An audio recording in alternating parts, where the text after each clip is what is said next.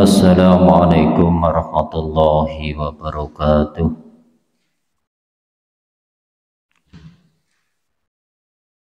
Innal hamdalillah nahmaduhu wa nasta'inuhu wa nastaghfiruh wa na'udzu billahi min syururi anfusina wa min sayyiati a'malina. May yahdihillahu fala mudilla lahu wa may yudlilhu fala hadiya lahu. Asyhadu an la ilaha illallah wahdahu la syarika lah wa asyhadu anna Muhammadan abduhu wa rasuluhu la nabiyya ba'dah. Allahumma shalli wa sallim wa barik ala nabiyyina Muhammad wa ala alihi wa ashabihi ajma'in. Amma ba'd. Saudara kaum muslimin muslimat rahimakumullah, mari pada kesempatan di malam hari ini kita panjatkan puja dan puji syukur kehadirat Allah Subhanahu wa taala, yang mana Allah telah banyak melimpahkan nikmat rahmatnya kepada kita, sehingga kita pada malam hari ini masih diberi kesempatan oleh Allah untuk bertatap muka, untuk bermuwajahah dalam rangka thalabul ilmi dan dalam keadaan sehat walafiat. Amin. Salawat berserta salam tetap tercurah limpahkan kepada junjungan kita Nabi besar Muhammad sallallahu alaihi wasallam. Atas jasa beliaulah sehingga kita detik ini atau malam hari ini masih merasakan nikmatnya atau manisnya ajaran-ajaran Islam dengan sesungguhnya. Dan atas amal soleh hadirin sekalian kami ucapkan alhamdulillah, jazakumullahu khairan katsira. Amin. Saudara kaum muslimin muslimat rahimakumullah, mari kita lanjutkan kembali surat Al-Baqarah ayat 121 ya. Surat Al-Baqarah ayat 121.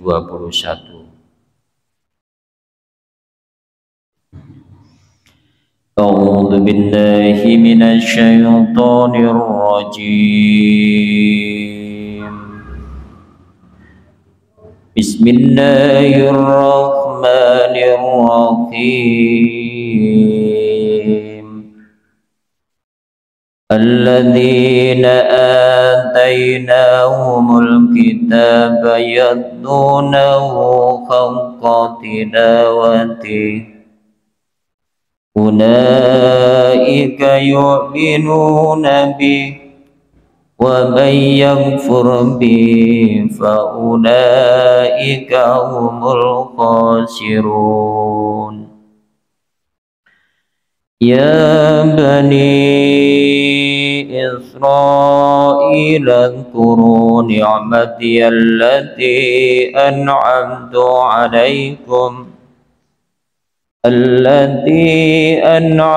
عليكم وأني فضلتكم على العالمين.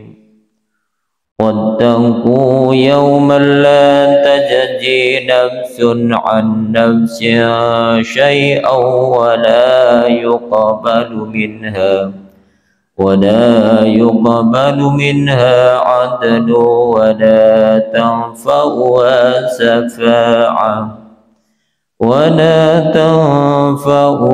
شفاعة ولا هم ينصرون. Shadaqallahul azim. Alladzina, orang-orang yang atainahum, kami telah berikan kepada mereka. Mereka ini adalah yaitu orang-orang Yahudi, Alkitabah, yaitu Alkitab. Yatlunahu, mereka membacanya, haqqa, benar-benar tilawati, bacaannya ya. Ulaika mereka itulah yu'minuna, mereka beriman bihi kepadanya. Nya ini adalah kembali kepada Nabi. Waman dan barang siapa yakfur, ingkar atau mengkufuri, bihi kepadanya, faulaika maka mereka itulah hum mereka al khosirun, orang-orang yang merugi. Jadi kalau kemarin atau Sabtu kemarin ya, kita membahas tentang orang-orang Yahudi, ketidakrelaan orang-orang Yahudi terhadap Nabi khususnya dan umumnya terhadap yaitu umat Islam ya. Jadi orang-orang Yahudi itu selamanya tidak akan pernah rela, tidak akan pernah ridho sebelum umat Islam ini murtad atau keluar dari ajaran-ajaran Islam. Itu terus berusaha.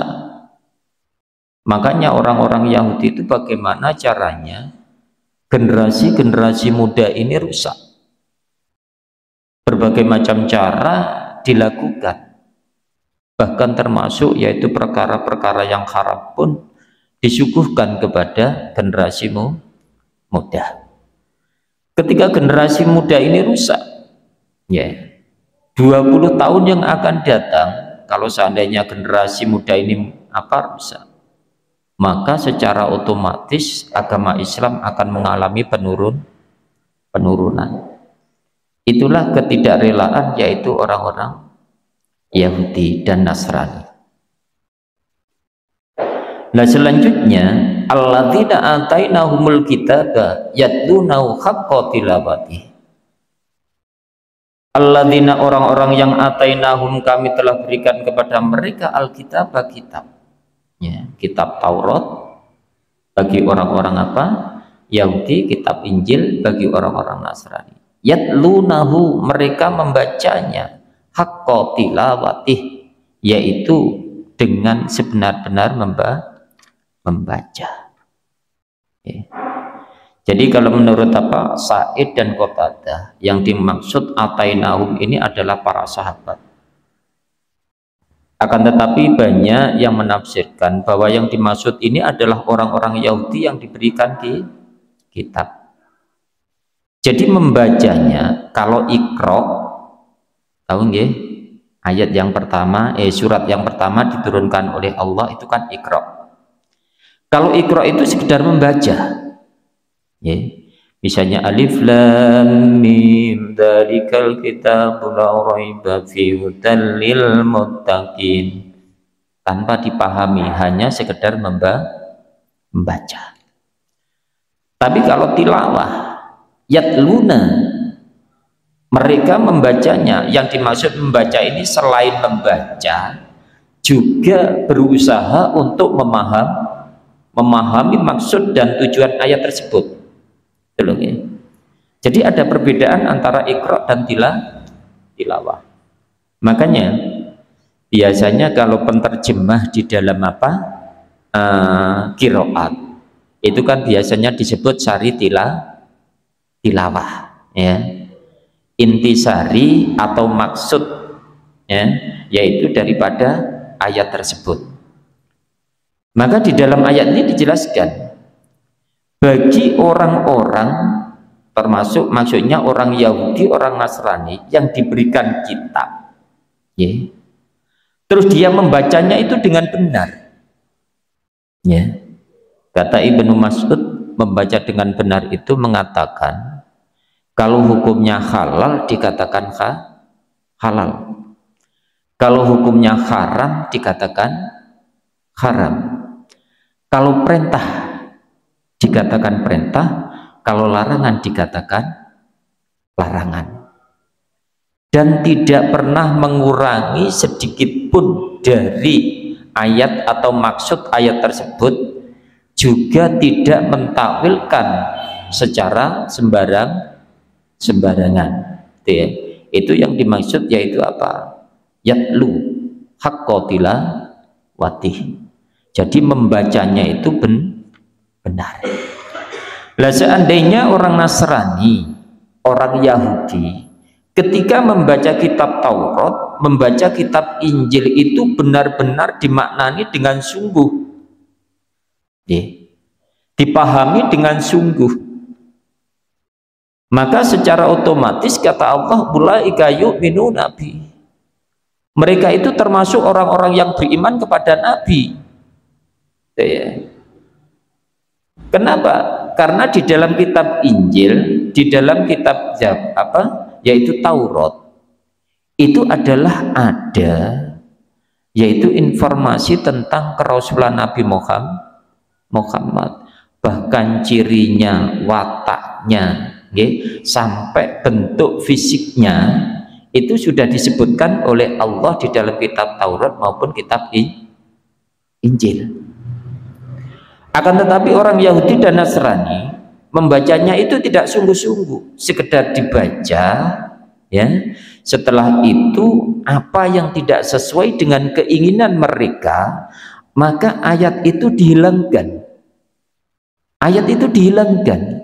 Makanya di dalam kitab Taurat, di dalam kitab Injil itu sama sekali yang turun kepada yaitu apa? Artinya jamaahnya, jamaah Yahudi, jamaah Nasrani, itu tidak ada keterangan tentang yaitu Nabi yang terakhir.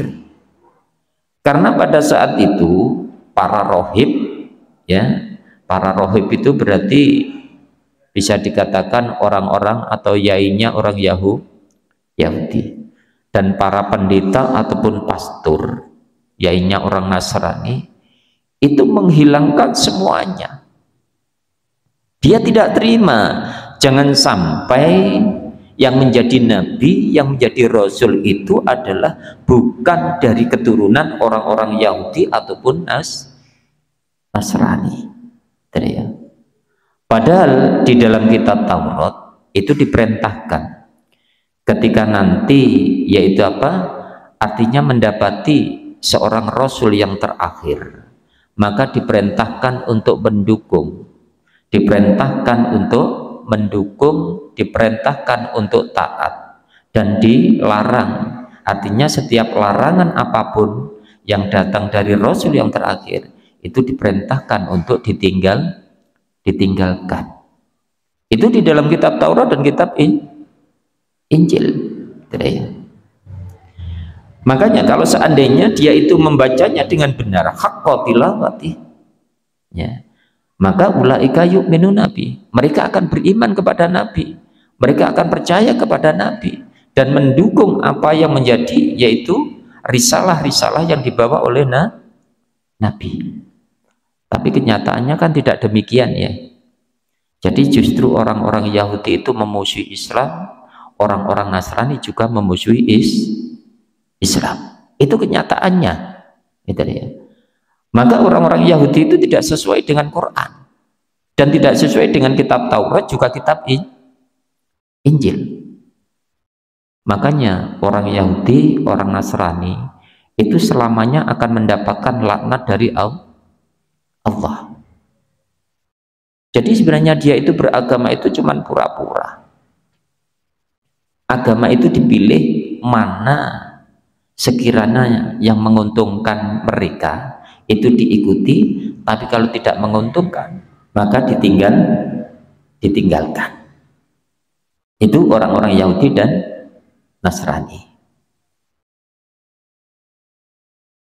Waman, dan barang siapa yang fur ingkar bihi kepadanya, kepada Nabi, maksudnya siapa yang ingkar karena di dalam membaca Taurat dan kitab Injil tidak haqqa tilawati, artinya tidak dipahami, atau mungkin paham tapi ditinggalkan, ya, dan mereka cenderung mengkufuri yaitu Nabi yang dibawa, dia tidak mau untuk mengikuti.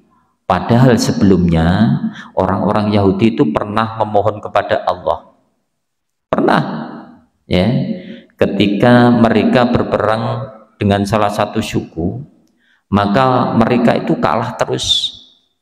Akhirnya memohon kepada Allah agar diturunkan yaitu Rasul yang terakhir.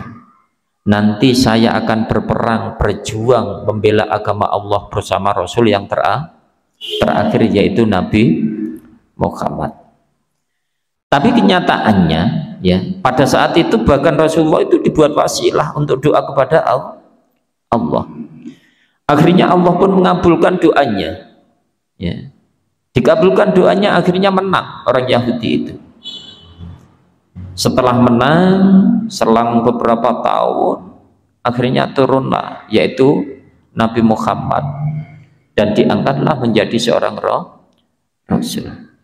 Setelah tahu apa yang dibawa oleh Nabi yaitu berupa Al-Quran, maka rata-rata orang Yahudi, orang Nasrani itu mengingkari. Dia tidak mau percaya kepada Nabi karena dianggap Al-Quran itu adalah membuat apa ya? Artinya agama baru dan membuat dirinya itu tidak nyaman di dalam kehidupannya. Makanya orang Yahudi itu menjadikan Taurat, Injil itu mana yang sekiranya menguntungkan, maka orang-orang Yahudi itu mengikuti. Tapi kalau tidak untung, dia tidak mau. Permasalahannya apa? Yang difikirkan itu hanya kehidupan dunia. Sehingga orientasi di dalam hidupnya itu kalau tidak menguntungkan, maka dia pun tidak mau. Ini sama dengan umatnya Nabi. Kalau umatnya Nabi Muhammad itu orientasinya adalah tentang dunia, segalanya dihitung dengan materi, ya. Maka ketika dia beragama pun itu mencari keuntungan. Kalau beragama tidak untung, dia tidak mau. Itu adalah termasuk perbuatan orang-orang munafik.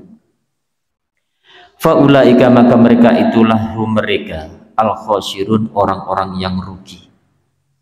Kalau orang Jawa bilang itu al-khosirun itu tuno. Tuno itu tidak berisi. Orang yang kufur kepada Nabi, orang yang mengingkari Nabi, secara otomatis berarti sama dengan mengingkari yaitu Allah. Makanya perintah di dalam Quran itu sering ketaatan kepada Allah itu digandeng ketaatan kepada Nabi. Wa may yuti'illaha wa rasulahu yudkhilhu jannah. Barang siapa yang taat kepada Allah, taat kepada Rasulnya, maka dia akan dimasukkan oleh Allah ke dalam surganya. Wa may ya'sillaha wa yata'adda hududahu yudkhilhu nah.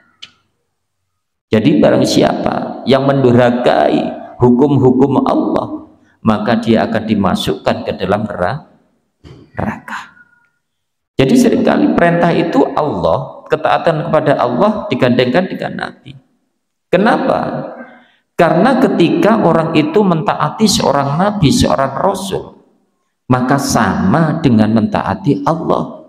Karena yang dibawa oleh Nabi ataupun Rasul itu adalah wahyu dari Allah.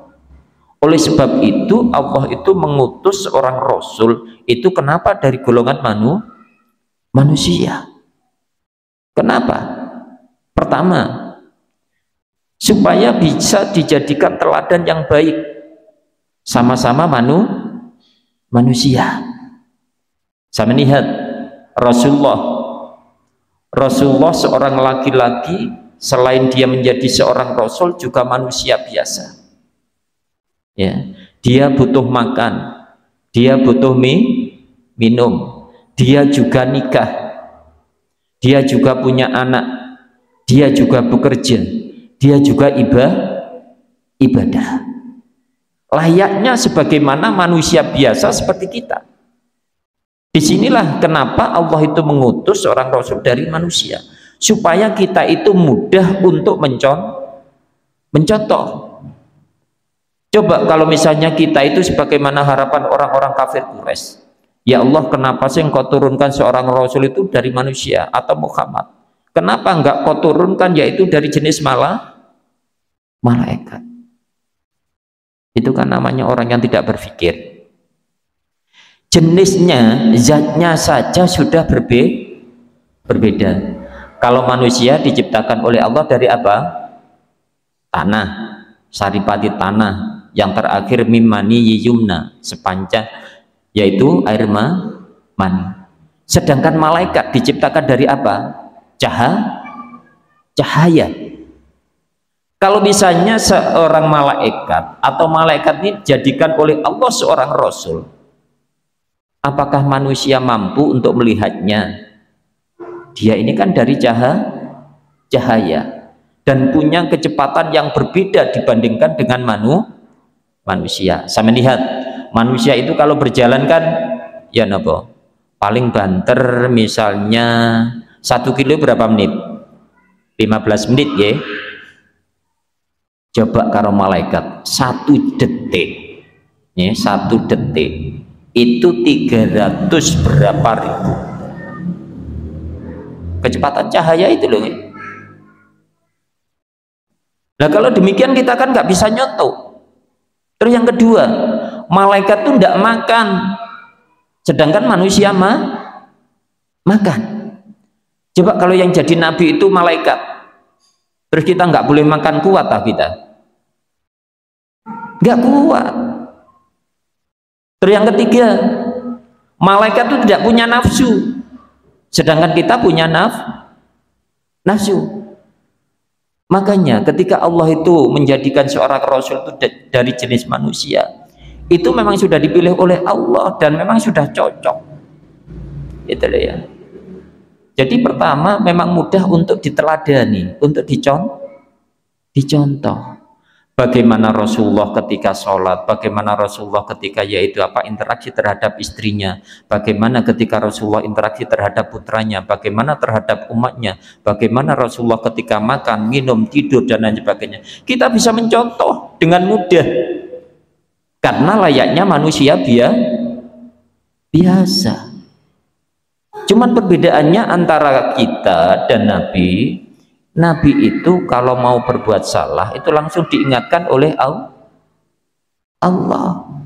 Itu loh ya. Sedangkan kita tidak. Kalau kita tidak mencari jalan yang baik atau diingatkan oleh orang lain, kita tidak bisa. Ya. Oleh karena itu Allah menjadikan seorang rasul itu dari jenis manusia supaya kita mudah. Ya. Rasulullah itu juga makan, minum, tidur.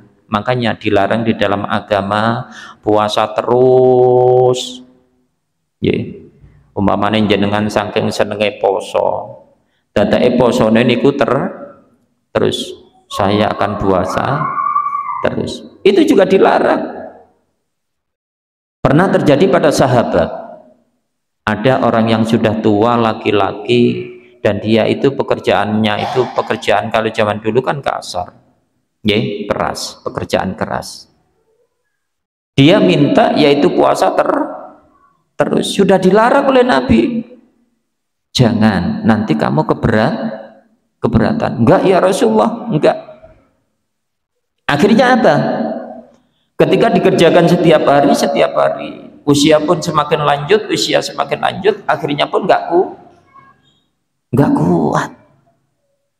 Apalagi sambil bekerja, misalnya jenengan mencangkul terus puasa bendino ya nopo puasa Ramadan nutuk no ini kan kepinginnya apa? Puasa terus, maka dilarang oleh Nabi. Paling tidak kita puasa itu puasa Nabi Daud, sehari berbuka sehari puasa. Siapa yang puasa yaitu apa? Puasanya Nabi Daud, maka dia akan dijamin oleh Allah dimasukkan ke dalam surganya. Puasa sehari, berbuka sehari. Ya, itu terus. Ya boleh libur, boleh libur, nggak apa-apa libur. Pada zaman Nabi itu ada yang kepingin apa? Ya Rasulullah, saya semalam akan sholat semalam suntuk. Sudah diingatkan oleh Rasulullah, jangan. Matamu itu punya hak, meripatmu punya hak untuk tidur. Nggih, mbekengkeng. Lek cara wong Jawa niku mbekengkeng sak karepe dhewe. Mulai sore wis salat ngantek subuh, gak suwe ngeten niku. Sampeyan cacak ta? Mulai mari sak sampeyan salat ngantek subuh. Kuat ta sak minggu sampeyan? Terus meneh awane nyambut gawe. Maka agama itu sudah mengatur sebagaimana yang dicontohkan oleh Nabi. Nabi itu ya tidur ya bangun untuk sholat. Makanya Nabi itu kalau tidur itu habis isak sudah tidur. Mantun sholat isak ngeten iki nggih, langsung turu. Sampeyan mantun isak langsung turu ta mboten? Oh larang ngopi. Nggih. Sampeyan cacak kira-kira wis mboten mari isak lah jam 8 ngoten nggih. Lek mari isak kok kesoren ketok iki. Kesoren. Sampeyan cacak jam 8. Sampeyan tilem. Nanti bangun jam 2, meripat iki wis bergas. Mboten ngantuk blas. Salat niku mboten tekluk ngoten. Lah lek sampeyan turune jam 11, apa maneh jam 12, tangi jam 2 jam 3. Salat paling oleh 2 rakaat niku lho wis kadang tahiyate lali. Wayahe salam gak salam, wayahe ngadeg gak ngadeg. Kadang-kadang pas tahiyat niku lho ngipi. Ngipi, keng nopo? Saking ngantuke. Makane jenengan niku lek nurut Nabi niku asline gampang. Mpun kaya wong Jawa. Lek wong Jawa iku lek kepengin rezekine kathah, meleke kudu bengi. Lah ngoten to? Lek Rasulullah mboten. Ket sore turu, engko jam 2 kira-kira jam 2, jam setengah 3 tangi. Waktu niku wae Allah bagi rezeki. Lah wong-wong wis wae turu, wae dibagi dadake turu kuali asline. Nggih, mangane sampean turu dhilik kok wae dibagi melek wis pilih ndi sih? Kira-kira melek pas bagian tah turu pas bagian. Ngaten nggih. Niku Rasulullah. Makanya pada saat itu ada sahabat yang kepingin sholat terus pun dilarang. Nggak boleh.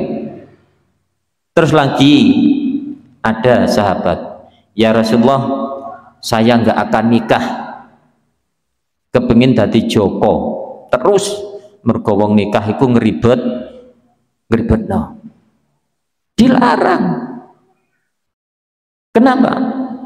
Karena dengan nikah itulah kita itu terhindar dari segala maksiat. Mripate sing biasa jelalatan nek wis nikah mboten jelalatan. Dene jek jelalatan ya kebangetan. Gitu. Biasa niki bapak-bapak niku. Gitu. Jadi lek wis ndelok nok njaba iku sampean eling sing omah lah ya napa no omah kaya ngono ae jarine. Terus Kanjeng Nabi bilang ngoten, lek awakmu roh sing sekirane iku menarik hati, agi-agi ilinga omah. Lek perlu fotone bojone iku digawa nanti ndi. Ngoten nggih. Nah, makanya dilarang di dalam Islam itu tidak nikah selama dia punya kemampuan. Sehat nggih, punya harta, maka punya kewajiban dan wajib untuk nikah. Ngoten nggih.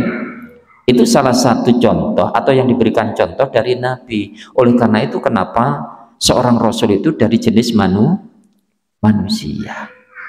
Sedangkan kembali kepada orang-orang Yahudi Nasrani, ketika Rasul itu datang, dia tidak mau percaya, tidak mau beriman.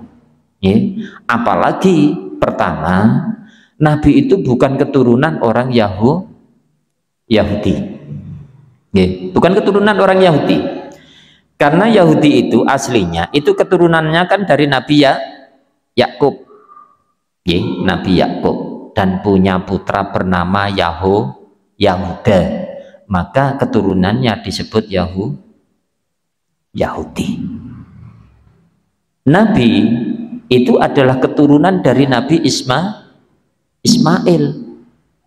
Jadi bukan dari orang-orang Yahudi. Orang Yahudi Nasrani tidak terima kalau yang menjadi Rasul itu selain dari sukunya. Saya gambarkan sukunya, maksudnya dari orang Yahudi ataupun Nasrani. Makanya berangkat dari kebencian itulah sehingga orang Yahudi Nasrani tidak akan pernah pertama menerima Nabi sebagai Rasul, yang kedua Al-Quran yang dibawanya pun tidak akan diterima.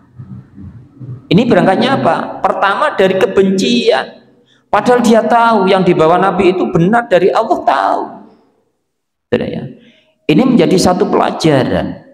Oleh karena itu kita itu jangan sekali-kali pernah membenci seseorang yang menyebabkan kita setiap apa yang mereka kerjakan meskipun itu kebaikan, kita akan menilai sebuah keburukan. Kenapa?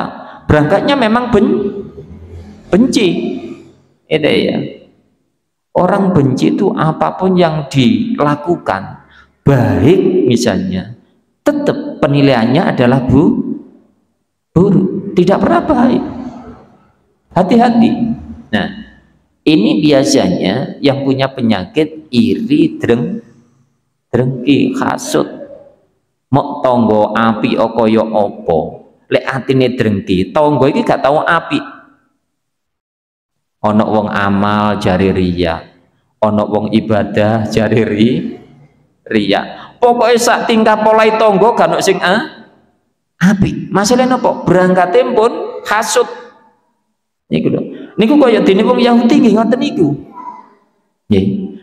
Wong Yahudi kenapa tidak mau menerima Nabi dan Quran? Karena berangkatnya memang awalnya itu sudah benci. Dan orang benci itu selamanya tidak akan pernah menerima. Lek ngelakoni api ya dibenci, lek ngelakoni elek tambah dihina. Itulah jeleknya, yaitu kebencian. Hati-hati nggih. Niku adalah penyakitnya orang-orang Yahudi. Kita jangan niru. Nggih. Jadi orang Islam, jadi orang mukmin itu jangan niru. Kalau misalnya di dalam hati kita ini ada hasud, segera berdoa kepada Allah untuk menghilangkan, untuk mengobati. Karena kalau tidak, ini nanti akan menjadi penghalang untuk melakukan sebuah kebenaran atau amal yang baik. Itu karena di sini ada penyakit. Dan setiap manusia itu insya Allah punya bibit penyakit yang demikian, ada. Nggih. Tergantung keimanan kita, nggih. Untuk menanggulangi tergantung keimanan kita. Setiap manusia mesti punya. Gitu. Ada tetangga punya ini, kalau kita itu irinya itu iri baik nggak apa-apa. Tapi kalau punya iri yang nggak baik, segera lepaskan dan diobati. Itu adalah penghalang untuk melakukan kebaikan, bahkan menjadi penghalang untuk memasuki surga Allah. Oke. Jadi kalau di dalam hati punya penyakit, ini sangat menjadi penghalang. Ya Bani Israel, hai Bani Israel, udhkuru, ingatlah nikmatku Allah allati yang an'amtu, aku anugerahkan alaikum atasmu, wa anni, dan sesungguhnya aku, atau bahwa aku faddaltukum, aku telah melebihkan kamu alal alamin, atas segala umat pada zamannya. Ini sebenarnya untuk ayat 122 dan 123 ini pengulangan, ya. Ini pernah, yaitu pada ayat 47 dan 48 itu sama bahasanya, ya, sama ayatnya juga sama. Tapi kenapa ini diulang oleh Allah? Itu ya. Itu karena banyak dari kalangan orang-orang Yahudi itu yang melupakan nikmat Allah. tidak pernah bersyukur kepada Allah. Jadi, ketika Allah memberikan sebuah nikmat, dia itu cenderung kufur kepada Allah, cenderung kufur kepada Rasulnya. Ya, makanya diingatkan oleh Allah, ya Bani Israel, udkuru nikmati, nikmati allati an'amtu alaikum. Ingatlah akan nikmatku. Apa yang diberikan Allah kepada Bani Israel? Apa? Pertama, dari golongan orang-orang Yahudi atau Bani Israel itu banyak diturunkan oleh Allah, yaitu kerajaan-kerajaan. Saya melihat mulai dari nanti niki pada surat Al-Baqarah yang agak akhir nanti ceritanya, yaitu mungkin jenengan pernah mendengar cerita Raja Talut dan Jalut.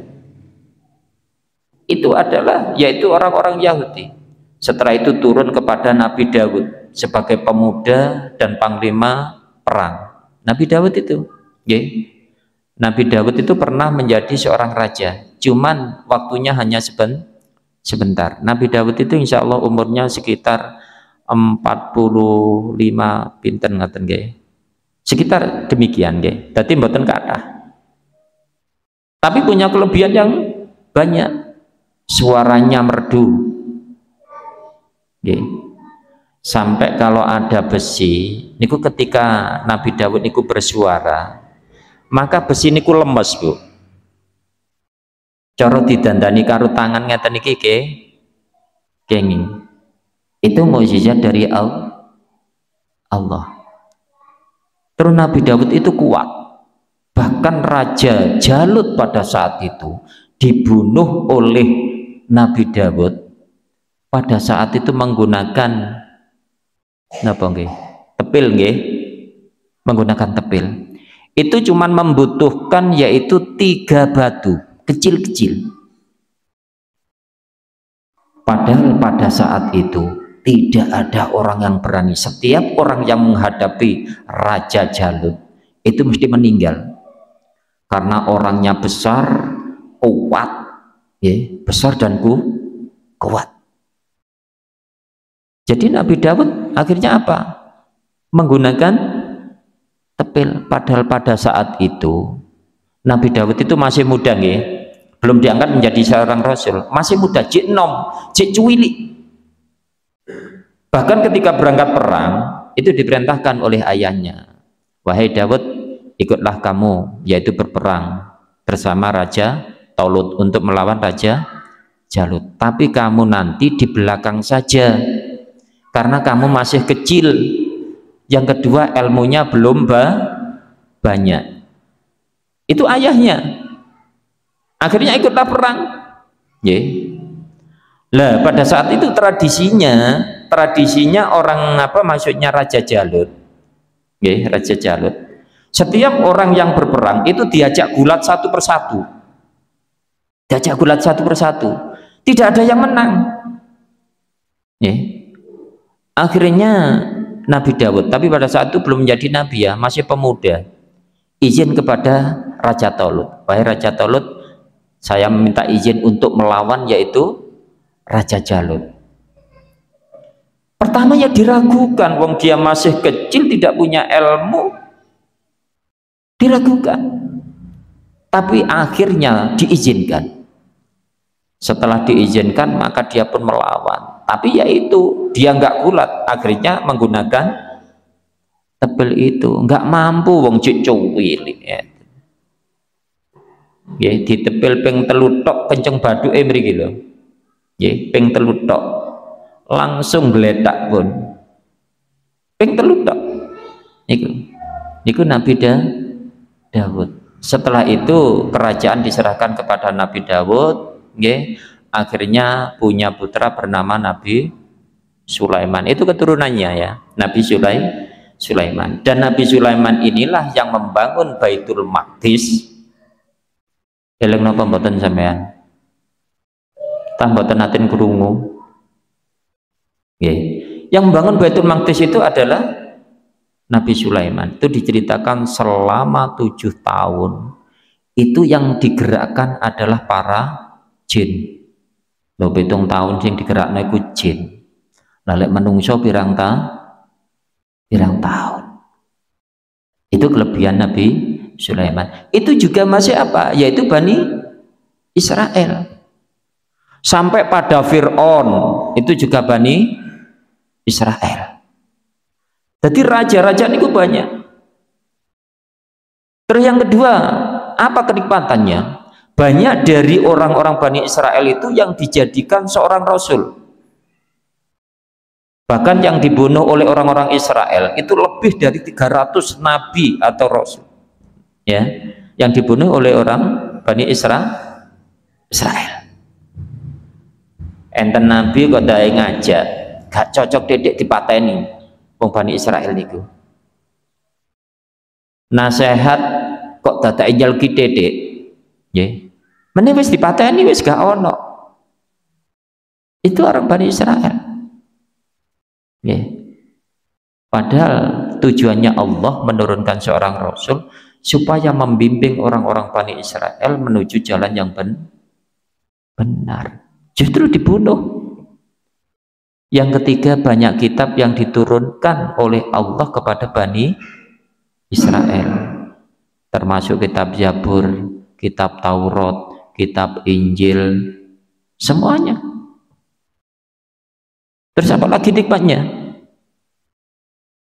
Orang Bani Israel diberikan oleh Allah makanan berupa manna wasal salwa, sebangsa madu dan sebangsa burung. Tinggal ngambil tok, silahkan ambil, tapi sehari harus mengambil sehari. Boni syaitan iki. Nggih. Jadi sehari harus mengambil sehari. Kecuali hari Jumat. Lek hari Jumat niku ngambile kudu 2 lipat. Karena hari Sabtu diharamkan untuk mengambil manna dan salwa. Khusus hari Sabtu harus ibadah. Kira-kira jenengan dijamin diparingi nedo hendawina dikongkon nang masjid tok ngoten purun ta mboten nggih. Paling kaya wong Yahudi ngian. Ya Allah kula pun waleh blenger ya Allah. Mosok bendina dikongkon mangan madu karo dikongkon mangan apa? Maksudnya sebangsa burung. Nggih cara ngoten sak bebek ngeten iki lho nggih. Lek kira-kira mangan ngeten niku bendina kan paleh. Gitu. Mboten kaya bendina gonta-ganti. Kadang jangan apa niku? Kates, jangan kunci, jangan niku kaspe macam sampai kadang-kadang berungki-berungki di napa? Jangan kan ngoten to. Tapi kan enak niku. Karepe menungso niku kan gonta-ganti. Makanya wong Yahudi ku ketika napa diparingi sing kaya ngoten niku mboten terima, ya Allah, kula pun blowenger. Akhirnya kepingin bercocok tanam. Itulah Bani Israel. Okay. Oleh sebab itu nikmat yang diberikan oleh Allah kepada Bani Israel cukup banyak. Ya. Dan wa anni faddaltukum 'alal alamin. Dan orang Bani Israel itu diunggulkan oleh Allah pada zamannya. Jadi pada zamannya orang Yahudi itu adalah orang yang terbaik. Ya. Jadi kerajaannya banyak, kitabnya banyak, mantun-mantun rasulnya banyak. Selain itu orangnya kuat-kuat dan besar. Tapi umatnya Nabi itu lebih baik daripada Bani Israel. Sama lihat di dalam surat Ali Imran, nanti sama lihat sendiri surat Ali Imran surat ketiga ayat 110. Kuntum khaira ummatin ukhrijat linnasi ta'muruna bil ma'ruf wa yanhauna 'anil munkar. Kamu adalah sebaik-baik umat. Kita ini sebaik-baik umat. Itu ya. Jadi ternyata Allah itu melebihkan kita sampai kalau kita itu berpikir Orang itu beribadah satu tapi Allah melipat gandakan pahalanya. Kalau orang dulu tidak, ibadah satu di pahala satu. Sampai sholat jamaah sekali itu pahalanya berapa? Bisabin wa isrina darajah, 27 derajat. Lek jamaah. Tapi kalau sendiri berapa pahalanya? 1. Sama hitung, lek peng 5, lek sholat ijen niki nggih, lek sedina berarti lek pahalane siji oleh mek 5. Tapi lek 27 kali 5 itu 135 lho, kacek 130 kae. Niki lek dihitung secara materi. Sedangkan kita sholat niki lho nggih, kula niki nanti ngejir, Pak. Awake dhewe kira-kira sholat iki sedina digawe sak jam. Nggih. 5 waktu niki lho digawe sak jam. Niki padha karo setahun niku sing dienggo sholat mek 300 lah hitungan Masehi nggih, 365 jam. Kula bagi 24 iku mek ana 15 punjul 21 jam, ya 16 lah. Berarti awake dhewe iki setahun lek hitung padha karo salat mek 16 dina tok. Mek 16 dina tok.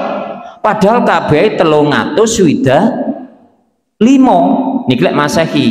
Tapi lek hitungan Hijriah kula hitung niku mek 14 punjul 8 jam. Berarti lek diganepno padha karo 15 dina. Sampeyan salat padha karo mek 15 dina niku setahun. Gitu. Terus yang 350 340 niku ten pundi? Lah ngono lek dijak salat jamaah iku angel pol. Lah lek sampeyan umpamane mek 15 dina, sampeyan cerita. Terus sak salatan iki oleh mek napa siji. Lek 5 oleh 5, sampeyan hitung oleh mek piro? Nanti kula hitung niku. Ternyata sak ipek. Nggih. Maka kita usahakan, nggih, kita niku berusaha untuk sholat jamaah. Jaminannya jamaah niku mesti jadi. Jaminannya mesti 27 derajat. Mbuh eling, mbuh gak, mbuh ngantuk, mbuh mboten, pokoke ana sing eling. Nggih. Tapi lek sholat ijen, siji gurung bareng mesti lek dadi. Mergo sholat itu kadang-kadang yang ngambyak, ngeten nggih. Monggo sholat jamaah. Itu diantaranya. Makanya umatnya Nabi ini adalah umat yang terbaik dibandingkan dengan yaitu orang-orang Yahudi. Itu nggih. Karena Allah melipat gandakan yaitu pahala kita ketika kita beribadah. Nggih. Saya kira cukup niku nggih apa yang dapat saya sampaikan. Semoga ada manfaatnya bagi kita semua nggih. Dan mari kita akhiri dengan bacaan alhamdulillah bersama.